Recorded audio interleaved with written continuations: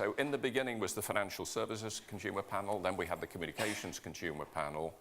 The most recent consumer panel is the Civil Aviation Authority Consumer Panel, which is a bit different. It's not statutory, it's voluntary. And to explain how that operates, we have its chair, Keith Richards. So welcome to Keith, please. Thank you very much, Roger. I feel like the new kid on the block. I have no slides, but I have one slide.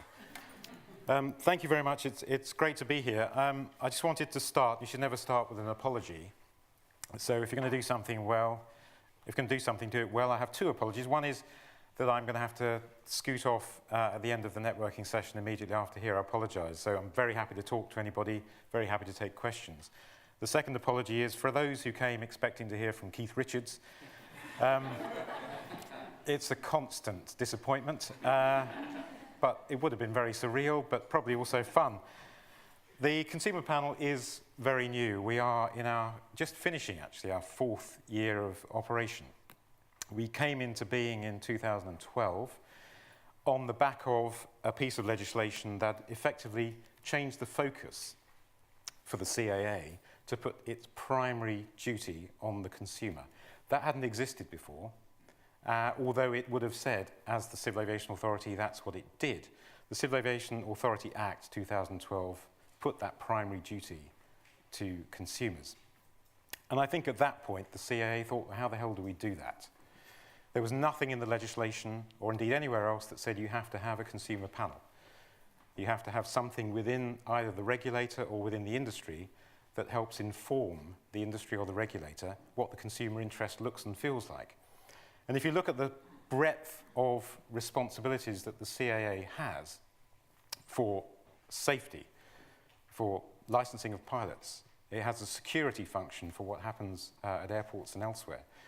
It's responsible for consumer financial protection through the ATOL scheme. It is the enforcement body for a range of different regulations, some very specific to aviation, so Regulation 261, which gives you compensation if your flight is delayed or cancelled. Regulation 1107, which is disability rights. So you cannot be denied access to a flight if you have a disability. But also domestic regulations and laws, and also a kind of co-regulation approach on competition issues. It is also the economic regulator for Heathrow and Gatwick airports. Primary focus on Heathrow, and we're going into the next stage of its 5-year economic regulatory round. It's also responsible for airspace policy. It is also a complaints handling body. It's also responsible for authorising ADR bodies under the ADR directive and other stuff. So as you can see, all of that gives the CAA a very, very important role in aviation. And everything it does has an important effect on the consumer experience. So our first role was to help the CAA to understand what the consumer interest was in all of those areas. Now that was tricky, because obviously unless you have a role within the CAA that has consumer in the title, or you're in the consumer and markets group, people didn't necessarily see how the consumer was impacted by airspace policy change or by some of the safety and security work. It was very technical stuff. So our role was very much to convince them and show them that that was the case. And I think they got it very early on. I'm not saying the industry got it, but the regulator got it. And it reminded me of going back to the 1990s. I've been doing consumer rights and consumer policy work all of my professional career. And in the 1990s, I was at an event in Lisbon run by the European Commission to look at consumer representation, but also with a focus on ADR. The very early days of ADR outside of what we had in the UK and what happened with ombudsman schemes in Scandinavian countries. And I remember having a conversation with the Italian banking ombudsman, before there is one, and I said, so how do you ensure that the consumer interest is represented in the role that you have? And he said, consumers? Consumers? What do they know about banking? I think we have come on a huge journey, not just in this country, but in Europe since then, to a stage where you could, and this conference I think is a fantastic opportunity to try and evaluate whether that consumer interest is really being brought to the fore in the right way, in the right sectors. And I'm not saying that consumers should necessarily have a loud voice, but I think they have to have a persuasive voice, a coherent voice, and a very positive voice that will be listened to more than a loud voice. We know that there are lots of shouty consumers out there. That's not what the consumer panel's role is.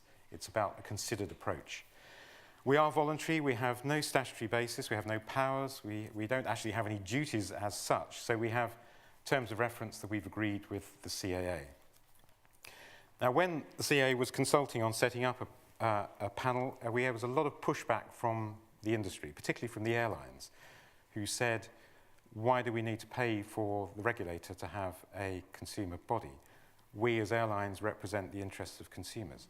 And that was a really, well, you laugh, but it was what's become known as the rebuttable presumption. And it had a life of its own. And certainly in the economic regulation side, the voice of the airlines saying, we can speak for our customers because we know what they want, we're clear, and we ask them constantly. It was very much the default position. And we said very early on, we need you to challenge that, because that affects almost everything you do.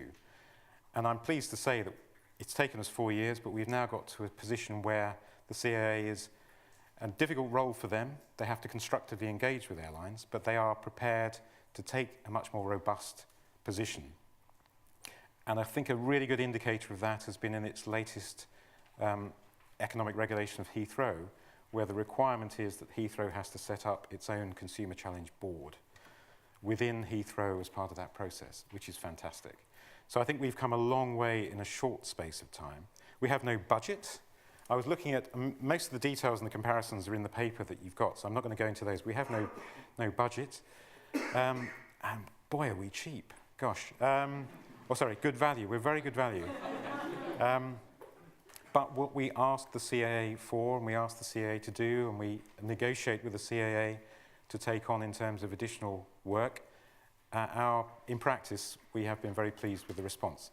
One example has been that the CAA needs an evidence base to do what it does across all of those areas, but particularly on its main consumer roles.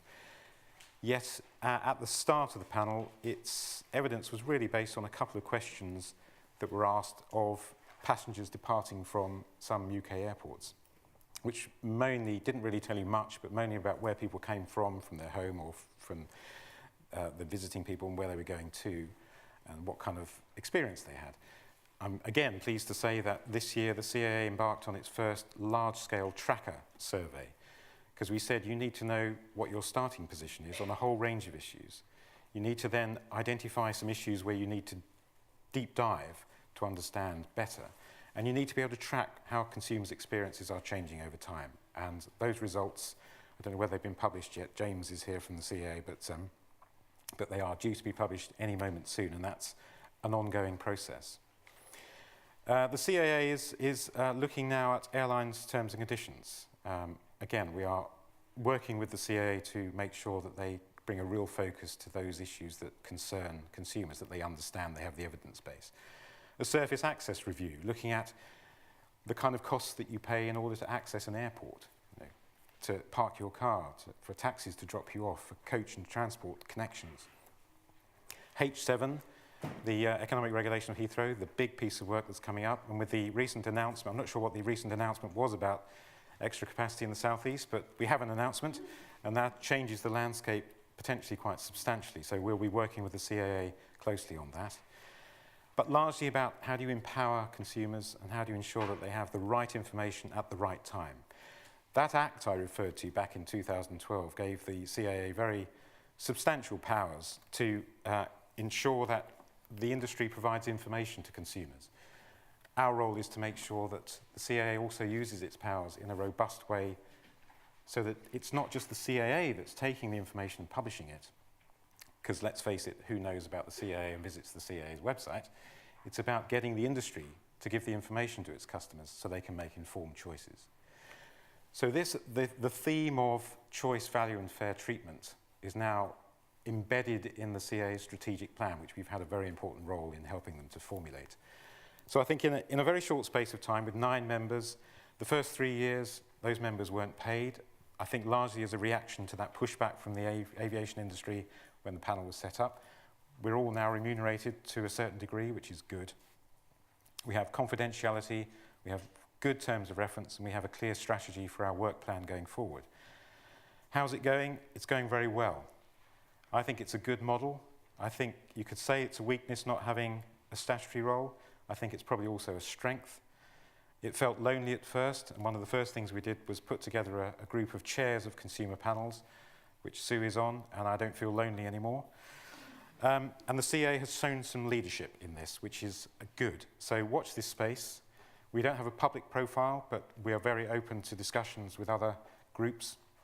I just wanted to finish with a quote from the American cultural anthropologist Margaret Mead. She had it right when she said that never doubt that a small group of thoughtful, committed citizens can change the world. Indeed, that's the only thing that ever has. Thank you very much.